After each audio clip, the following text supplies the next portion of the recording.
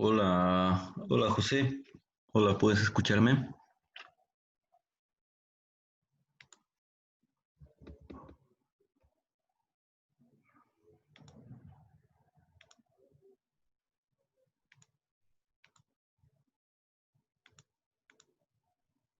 Hola, hola, hola.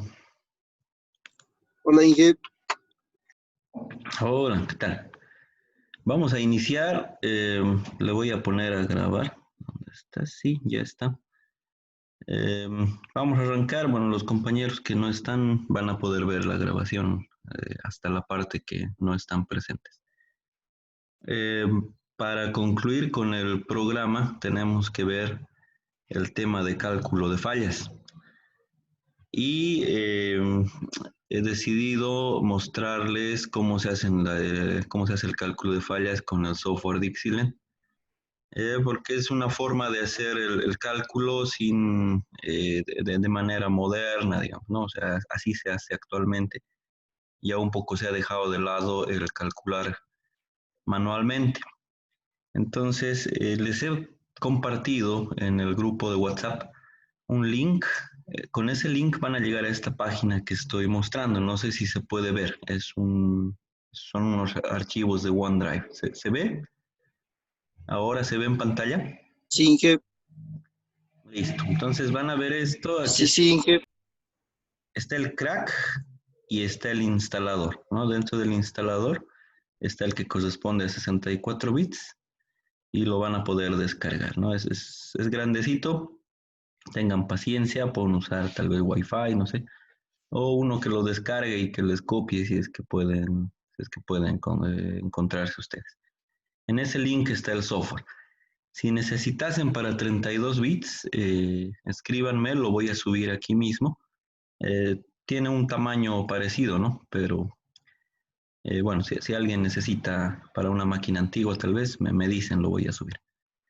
Sí, una vez que lo tengan el software, ahí hay unas indicaciones para hacer la instalación ahí mismo. Y si no, bueno, me pueden escribir igual si es que tienen algún problema. Una vez que lo instalen y lo ejecuten por primera vez, van a ver una pantalla similar a esta, ¿no? Donde sale el programa, eh, el Dixieland como tal. Algo que tienen que saber es el, el usuario y contraseña por defecto. A ver, voy a escribir aquí, no sé si me deja. No, no me deja.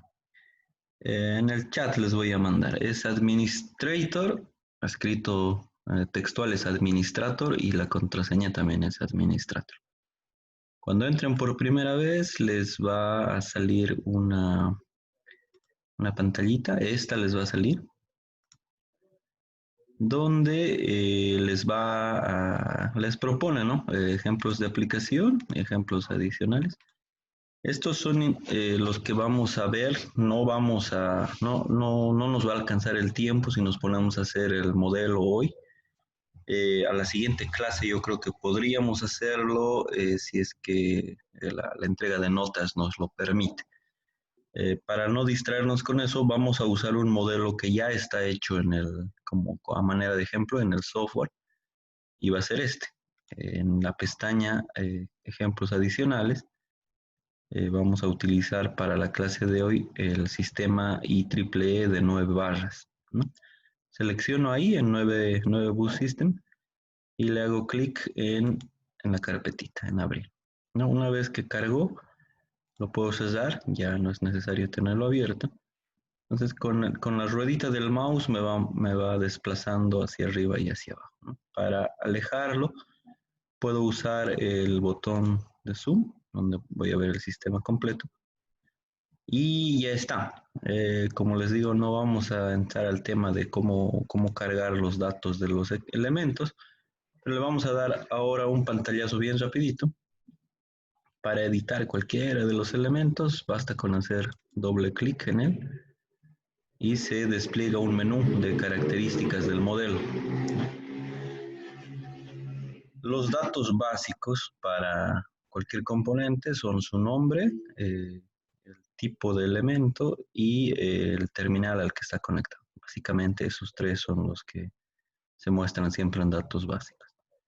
Ya en los datos del flujo de carga tendremos qué potencia da. En este caso estamos hablando de un generador, entonces aquí están su potencia activa, reactiva, sus límites de comportamiento, etcétera. Todo esto voy a programarlo para la siguiente clase.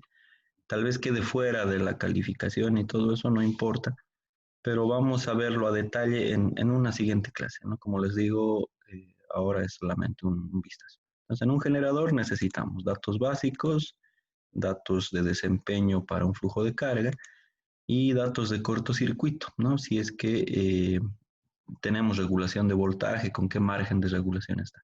En este caso, esta máquina está con un margen de regulación cero y con las potencias declaradas aquí, ¿no? En estos puntos, ¿no?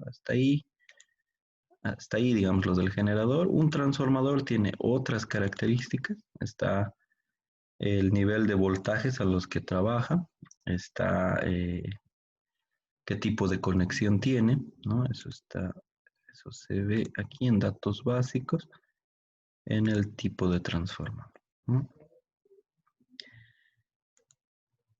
Aquí está, 230 kV a 13.8 kV, ¿no? La conexión en alta tensión es YN, está ya seleccionado, y en baja tensión es delta. Y tiene una impedancia de cortocircuito de 8.79, pérdidas en cobre declaradas 0 y una impedancia de secuencia 0 de 3%. Listo, hasta ahí es suficiente los datos del transformador. Y una línea tiene otras características también. Aquí están los valores resumidos. Tiene una corriente determinada, nominal. Tiene una impedancia de secuencia directa, 49.49.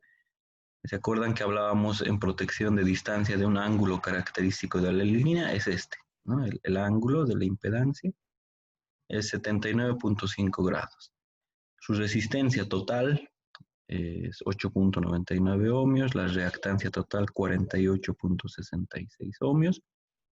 Aquí hay que resaltar que en una línea casi siempre, no casi siempre, siempre la reactancia es más o menos de unas 5 veces el valor de la resistencia o más, o 6 veces puede ser, o 7, etc. Es bastante mayor la reactancia que la resistencia. Por eso es que en algunos modelos simplificados para flujos de potencia, la línea se la modela solamente con su valor de la reactancia. El valor de resistencia no se toma en cuenta para los cálculos.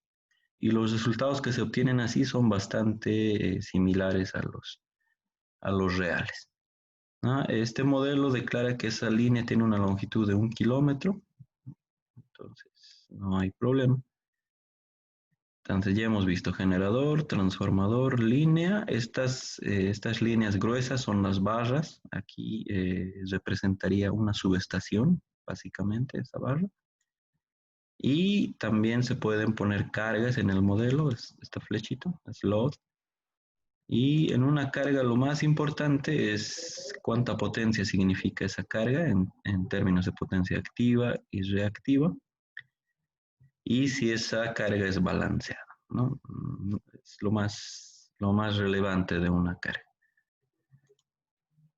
En esas condiciones, con un modelo planteado de esta forma, tenemos la posibilidad, el software nos da la posibilidad de hacer dos cosas.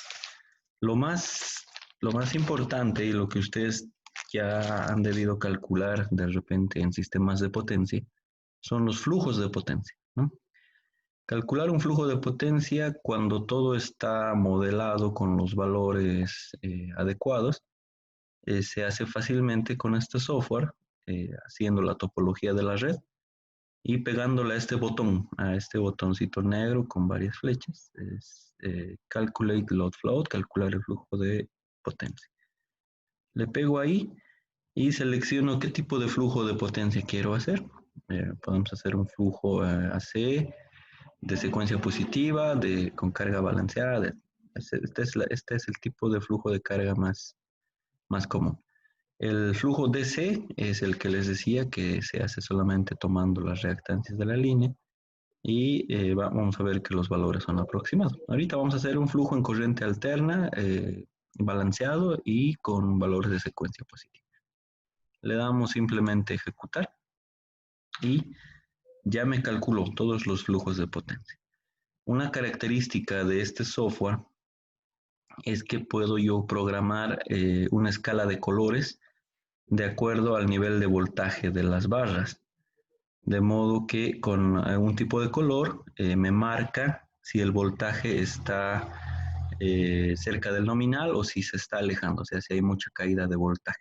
O en otros casos, si hay sobrevoltaje en líneas largas con poco cargadas, se produce el efecto Ferranti, se llama. Antiguamente es por el valor capacitivo de una línea larga. Ahora vamos a hacer un zoom. Si no quiero usar este selector en porcentaje, simplemente presiono la tecla control del teclado y hago hacia arriba la ruedita del mouse, ¿no? Entonces aquí ya se ve los valores de voltajes y de potencias que están circulando en este sistema. Por ejemplo, en una barra, si yo estaciono el cursor ahí y no lo muevo, puedo ver el voltaje real, eso es UI, es 233.7 kV. ¿Sí? El voltaje nominal de esta barra es 230 kV. No se ve a la vista, pero ese valor de 1.02 me indica que estamos por encima del voltaje nominal en una cantidad por unidad de 1.02, ¿no? En porcentaje sería 102%, o sea, estamos 2% arriba del nominal, ¿no? Y vean que me lo marca de un color verde oscuro. Ahora acá tenemos un color verde un poquito claro, ¿sí? Ese voltaje, miren, está al 3% por encima del nominal. Entonces, este voltaje es mayor que este, ¿sí? ¿Qué más me muestra? Me muestra un desfase de 152 grados respecto a una barra que se llama la barra de referencia. No es no es el ángulo de factor de potencia, esto no es un ángulo entre corrientes y voltajes. Este es un ángulo entre voltajes de barra respecto a una barra de referencia, como les digo, ¿no? Para correr el flujo de potencia se designa una barra de referencia y normalmente me muestra esa barra con un ángulo de 0. No, ahorita no la estoy pudiendo pillar, pero ahorita la vamos a encontrar.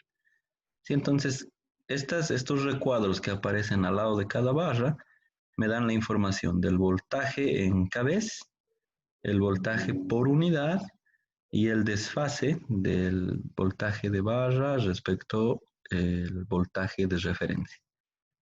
¿Qué información más hay? En las líneas que conectan un transformador o una línea de transmisión como esta, me muestran estos recuadros, ¿no? Ahí lo estaciono y veo el valor de la potencia que está circulando por este transformador. En el primario tenemos 163 megawatts, tenemos 6.6 megabares, o sea, tenemos potencia activa y reactiva circulando por el transformador, y una corriente real de 5.105 amperios o 5.105 kiloamperios. ¿Sí?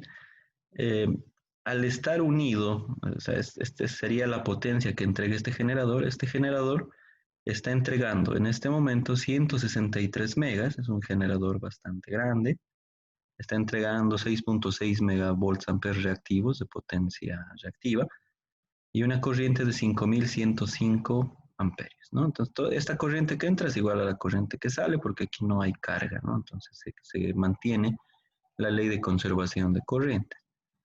En el secundario, ¿no? Este es un transformador que está elevando el voltaje de 18.4 kV, está elevando a 235.9.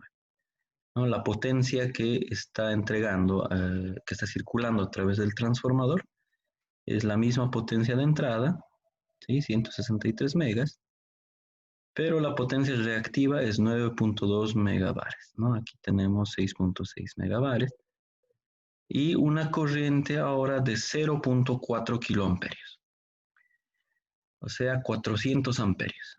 Entonces, miren el efecto de subir la tensión, ¿no? Nos vamos a un poquito desviar del tema, pero es importante que ustedes visualicen esto. Acá se ve por qué se hace la transmisión de energía en un voltaje elevado. ¿Por qué uso 115 kV, 230 y ya muy cerquita 500 kV? Porque mientras más alto sea el voltaje al que se hace la transmisión de potencia, más pequeño, más pequeña necesita ser la corriente para una potencia igual. Miren, esta parte en alta tensión, para entregar 163 megawatts en un nivel de voltaje de 230 kV, simplemente necesito 400 amperios, ¿no? Y digo simplemente, no es que sea poquito 400 amperios, pero es mucho menos que 5105 amperios, ¿no? Así a 18.4 kV, que es un voltaje pequeño, que es el voltaje con el que funciona ese generador. Para entregar 163 megawatts necesito que por ese conductor, por ese cable, circulen 5105 kilómetros. Y eso se traduce, mientras más corriente circula por un conductor, más pérdidas hay de potencia por efecto Joule, ¿no? Entonces, eh, esa es la razón fundamental por el que se transmite potencia a grandes distancias en voltajes elevados, ¿sí? ¿Qué más podemos ver? Lo mismo que para el transformador, podemos ver lo que está circulando por las líneas. Aquí por la línea 1 está circulando 40.6 megawatts y está circulando 38.6 megavolts amperes reactivos y una corriente de 0.141 kiloamperes o en amperios 141 amperios. Ahora me dirán, ¿por qué es negativo? ¿Sí? Es negativo porque en este punto, en la dirección de la flecha, eh, estamos, la circulación en realidad está en contra de la dirección de esta flecha, por eso es negativo, en realidad estamos llevando potencia de la barra 5 hacia la barra 4, ¿no? Esa es la razón por la que es negativo. Ahora, cuando está conectado a una barra, normalmente se entiende como positiva la salida de potencia de la barra y como negativa el ingreso de potencia a la barra. Entonces, con esa consideración, sí estaría bien la dirección de la flecha, ¿sí? Es menos 40 porque no estamos entregando potencia, sino estamos recibiendo potencia, por eso es menos 40. Y en este otro caso, vean la barra 4, está positivo el mismo valor, 40.9 megas, porque la barra está entregando esa potencia a la carga que está conectada más allá, ¿no? Esta es hay una interconexión entre dos barras. Otra cosa interesante que quisiera que visualicen es que en este punto se están entregando 40.9 megas y 22.8 megavolts amperes reactivos, o sea, megawatts de potencia activa y megavolts amperes reactivos de potencia reactiva. Y en este otro extremo se está recibiendo menos, ¿no? Aquí 40.9, 40.6, ahí hay una diferencia de 0.3 megawatts de potencia activa. Y estamos aquí entregando 22.8 de reactiva y aquí estamos recibiendo 38.6. La diferencia de potencias activas es por las pérdidas de potencia en la línea. Ahí sigue siendo un conductor esto y sigue habiendo pérdidas por efecto Joule. Ahí se pierden esos 0.3 megas. Y en cuanto a la potencia reactiva, pues la línea tiene su reactancia, reactancia inductiva. Entonces eso hace que si es bastante larga la línea, la reactancia capacitiva es mayor, entonces empieza a entregar potencia reactiva. En este caso, estaríamos entregando más reactivo en la barra 5, entonces esta línea se está comportando como un capacitor. Entonces, aparte de recibir sus 22.8 megas de la barra 4, está entregando un adicional de reactivo y llega hasta 38.6. Entonces, esos son los resultados que uno obtiene cuando hace el flujo de carga. El flujo de carga para un sistema de este tipo que tiene generadores en algunas barras y en otras tiene demandas, ¿no? Por ejemplo, aquí para la carga la carga B conectada a la barra 6, vemos que tiene, vamos a hacer un zoom, aquí están circulando 90 megawatts, esa debe ser su potencia nominal de esa carga, está consumiendo sus 30 megavolts amperes reactivos y está consumiéndolo con un valor de corriente de 235 amperios o 0.235 kiloamperios. Este ejemplito es un ejemplo que se utiliza para probar algunos modelos de algunas técnicas de resolución de flujos de potencia, pero en síntesis refleja bastante bien cómo funciona un sistema interconectado de un país cualquiera. El boliviano, por ejemplo, funciona de esta manera. Tiene generadores dispersos en distintas áreas. Esto tranquilamente podría ser la generación de COBE eh, y todo lo que hay en La Paz, ¿no? Con Hidrobol. Y por ejemplo, podría simbolizar la generación del lado oriental, Santa Cruz, Guaracachi, Guarnes y todas esas termoeléctricas. Y esta otra que está más abajo podría ser la generación del sur, la termoeléctrica del sur principalmente, la Solar Uyuni, etc. Entonces el sistema funciona así, funciona con varias fuentes de generación, funciona con demandas grandes, ¿no? Hay ciudades, digamos que esta es La Paz, esta puede ser Santa Cruz, aquí está Cochabamba, aquí está, no sé, Oruro, etc. ¿No? Estas flechas representan las demandas de esas ciudades y hay una interacción entre todos ellos, ¿no? Lo que se entrega por un generador no se consume en una sola área, sino se transmite a las demás barras en el sistema y entre todos los generadores eh, abastecen la demanda de todos los consumidores, ¿no? Básicamente ese es el principio de funcionamiento del sistema interconectado. En estas condiciones eh, tenemos que evaluar para el tema ya de protecciones, tenemos que evaluar las corrientes de falla, ¿sí? Y vamos a hacer un zoom aquí, por ejemplo. ¿Sí? Podríamos, por ejemplo, estar proyectando una nueva línea que conecte la barra 9 con la barra,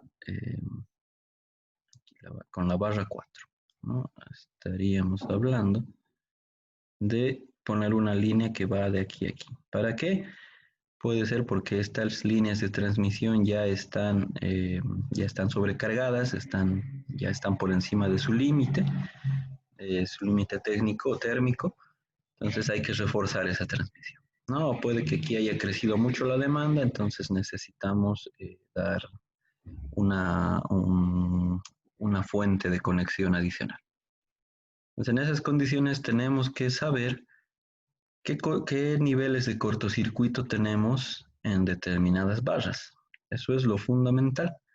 ¿Por qué? Porque con esos datos del nivel de cortocircuito se va a dimensionar los interruptores para el proyecto, se va a dimensionar los conductores, los elementos de protección y nos va a servir para hacer la coordinación de las protecciones, ¿no? Para que cuando hay una falla en esa línea que se está construyendo nueva, no se afecte a las líneas existentes, ¿sí? Para eso se necesita hacer los cálculos de fallas, ¿no? Ahora ya estamos entrando en materia de lo que queremos ver.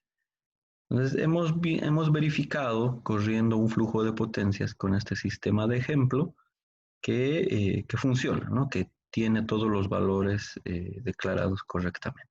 Entonces, Ahora vamos a pasar a ver cómo es que se calculan los cortocircuitos, las fallas. Entonces, vamos a marcar.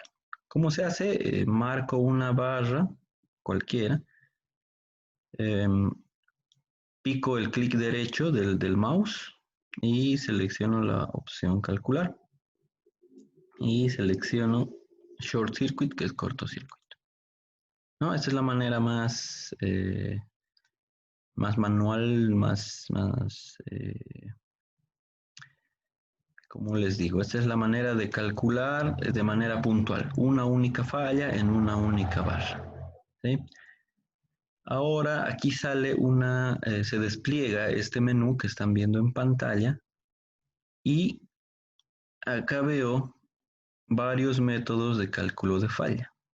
Eh, ¿Por qué? Porque hay diferentes organizaciones de normalización. ¿Sí? Hay IEC, por ejemplo, que ya hemos dicho que es el Comité Internacional Electrotécnico. El ANSI, el americano, BDE es alemán, hay un método completo. Hay otro tipo de cálculo, el 61363, que es para instalaciones especiales, etcétera, ¿no? El software puede calcularte con varios estándares, ¿no? Y aquí sale la tarea, les voy a escribir, es una tarea de investigación que quiero que hagan para que se familiaricen un poco con esto. Van a hacer una comparativa de los métodos de cálculo de fallas entre estas cuatro primeras normas, ¿no? Eso los voy a escribir como tarea en el grupo o en Classroom, no se preocupen, pero ya les adelanto eso. Entonces selecciono una estándar, vamos a seleccionar el IS 60909, nada más porque sí. Y el siguiente cuadro de selección es el tipo de falla que quiero calcular, ¿no? Ahorita está marcado single fast to ground, es falla monofásica tierra. Puedo calcular trifásicas, puedo calcular bifásicas y puedo calcular el que estaba seleccionado single fast to ground. Y puedo hacer también dos fases a tierra, ¿no? Estos primeros cuatro los voy a poder calcular sin problema. Y estos últimos, que incluyen el conductor de neutro, no los voy a poder hacer porque en el sistema de ejemplo que estamos utilizando no se usa neutro. Entonces, al no tener neutro, no hay impedancia de neutro y el rato que lo quiera calcular me va a salir error. ¿Sí? Entonces, vamos a empezar con la falla trifásica. Y tenemos una opción para seleccionar máximo cortocircuito y mínimo cortocircuito. ¿Qué diferencia hay entre el máximo y el mínimo? El máximo utiliza la máxima proyección que yo haya puesto en los generadores como eh, las mejores condiciones para falla. En un estudio para el CNDC, el cortocircuito máximo es eh, cuando se tienen las unidades más grandes del sistema operando y el nivel de cortocircuito por el tamaño de los generadores que están trabajando es el mayor. ¿Sí? También hay otra, no está acá, se suele calcular en tiempo lluvioso cuando los generadores hidroeléctricos están funcionando, o en tiempo seco cuando son los generadores termoeléctricos mayormente los que están funcionando. Hay diferencias. ¿Sí? Listo. Por otro lado, en esta parte está en cuánto tiempo se va a despejar esa falla. Estamos diciendo que se va a despejar, que el interruptor va a operar en 0,1 segundos, que son 100 milisegundos. Es menor el tiempo real, pero bueno, es el valor por defecto. El tiempo para despeje de la falla va a ser de 1 segundo, ¿sí? Y vamos a utilizar un tiempo global para hacer el despeje de la falla. Aquí estamos hablando de fallas con impedancia.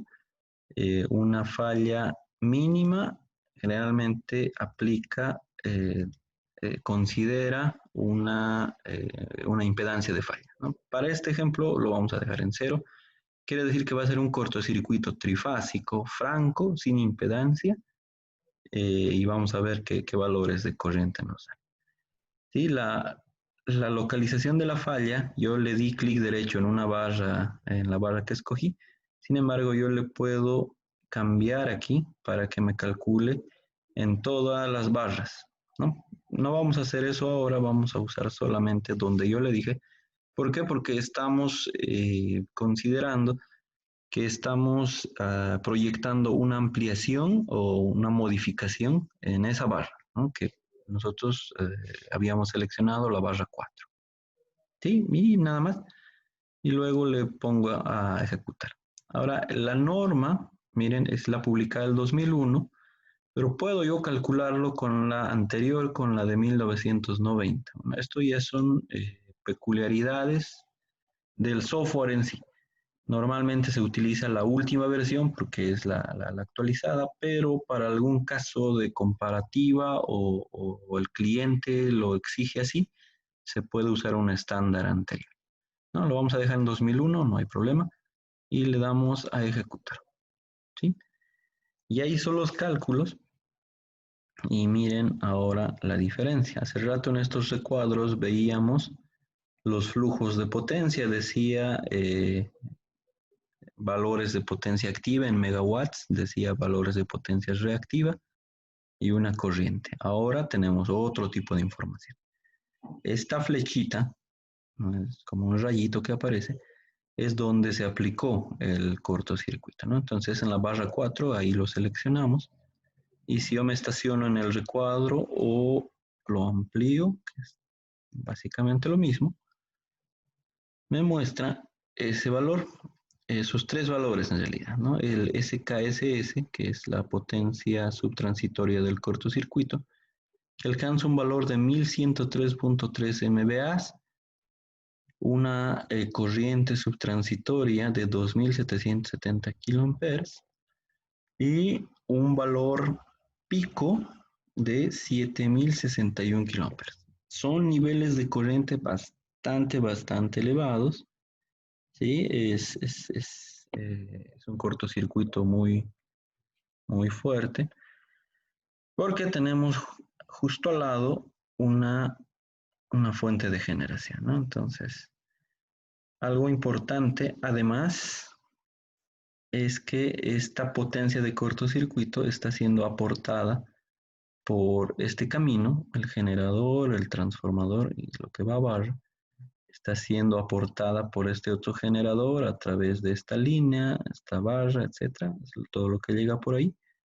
Y por este lado tenemos aporte también de este generador, ¿no? Entonces, todos los generadores están aportando potencia de cortocircuito a la falla y podemos ver su nivel de aporte aquí. Mira, aquí tenemos 236.39 MVA que se aportan por la línea 1. Por el transformador estamos con un aporte de 656.5 MVA y por el otro lado, por el otro ramal, estamos con 212.27 MVA, ¿no? ¿Para qué me va a servir esto? Que cuando yo tenga una falla en la barra 4, mi protección de línea tiene que actuar con estos valores, tiene que poder despejar la falla aquí, despejar la falla aquí con estos valores también, que no son iguales, ¿no? Este tiene, hablando en corriente, tiene 0,59 kiloamperes o 590 amperes. Este tiene 1.65 kiloamperes, son 1650 amperios, y este aporta 0,53 kiloamperes o 530 amperios. Entonces, estos valores deben ser detectados como condiciones de falla, ¿sí? Tiene que poderse aislar esta barra con esos valores. Entonces, si se dan cuenta, estamos haciendo el efecto como cadena, o sea, la falla es en la barra 4, sí, pero se registran sobrecorrientes en todos los componentes, ¿no? En todos los componentes que tengan aporte de falla mediante un generador. Entonces, ¿cómo se hace? Repetimos, clic derecho en la barra, calcular, cortocircuito, selecciono qué tipo, y lo ejecuto. Y ahora vamos a hacer una falla de monofásica a tierra, single phase to ground, le damos a ejecutar. Listo. Nos hemos olvidado declarar qué fase. A ver, ¿dónde estás? Ah, no, bueno, estamos haciéndolo simétrico, así que cualquier fase que toque tierra va a tener estos valores. Nos acercamos ahora para ver los resultados, son diferentes. Una falla monofásica tiene un valor de corriente de 3.896 kA, ¿sí? Y tiene una corriente pico de 9.933. Hace rato no salía este valor de IP, ¿no? No salía el valor de IP, pero les voy a explicar por qué acá sale con la falla monofásica y en la falla trifásica no. A ver, vamos a mostrar este grafiquito. Aquí me confirman si se ve bien, yo creo que sí. Aquí tenemos un cortocircuito trifásico simétrico, ¿no? Un cortocircuito trifásico por definición es simétrico porque son las tres fases las que hacen contacto a tierra. Entonces, si bien crece el valor de la corriente, crece de manera simétrica, o sea, el mismo valor para el eje positivo de los voltajes que para el eje negativo, ¿no? Esto es simétrico respecto al eje X. Eso es un cortocircuito trifásico, se ve de esa manera. El cortocircuito monofásico, sin embargo, crea un desbalance, ¿no? Y se desvía el centro de la sinusoide de corrientes, se desvía hacia un lado del eje Y, o sea, alcanza valores pico mayores que si fuese un cortocircuito trifásico, ¿no? Este primer valor de corriente es el IP que se muestra aquí. A ver, aquí. El segundo valor es IP, dice 9.93 kA, es mayor que la corriente IKSS, que es corriente RMS de 3.896 kA. Entonces, vamos a mirar otra vez este grafiquito. El IP sería el valor de este pico de corriente y el IRMS sería el valor integrado como el valor RMS de esta onda de corrientes, ¿no? Esa es la diferencia entre un cortocircuito monofásico y el cortocircuito trifásico. Bien, entonces esa es la forma de calcular cortocircuitos en barras. Ahora, ¿cómo calculo cortocircuito en líneas?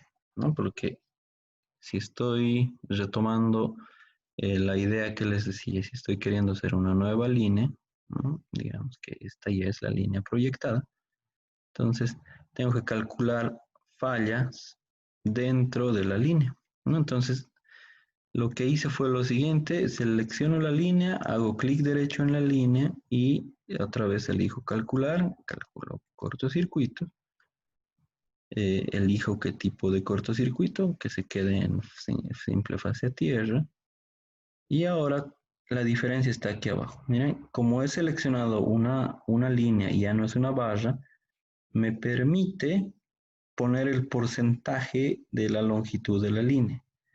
En este caso estamos queriéndolo calcular al 50%. ¿Se acuerdan de los valores? 80% para zona 1, 120 zona 2, etc. Pues el 50% debería estar en la zona 1, ¿no? Por eso sale por defecto ahí. Pero yo le puedo cambiar, le puedo poner al 80%. Y aquí dice, ¿desde dónde ese 80%? Desde el lado I, que es en la barra 6, o desde el lado J, que es en la barra 4. ¿No? Lo vamos a dejar desde la barra 6, 80% desde la barra 6, y le damos ejecutar. Listo. Miren, incluso la flechita me sale, ya no me sale al medio, o sea, sale al medio cuando lo dejo con 50%. Sale aquí. Y aquí me muestra los valores del cálculo. ¿Sí? Al 80% de la línea desde la barra 6 tengo una potencia de cortocircuito de 433.7 MVA, una corriente RMS de 3.266 kA o 3.266 amperios y una corriente pico de 8.090 amperios o 8.09 kiloamperios. Entonces, con estos valores ya puedo calcular la capacidad de corte de los interruptores que necesito en cada extremo de la línea.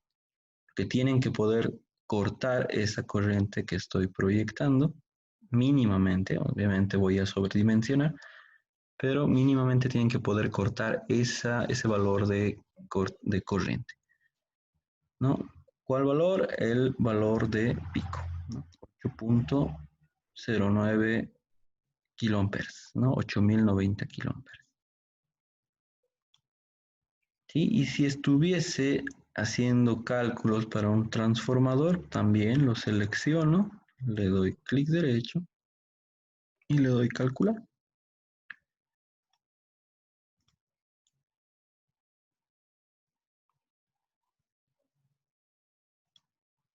Bueno, para el transformador no me permite calcular dentro del transformador la falla, ¿no?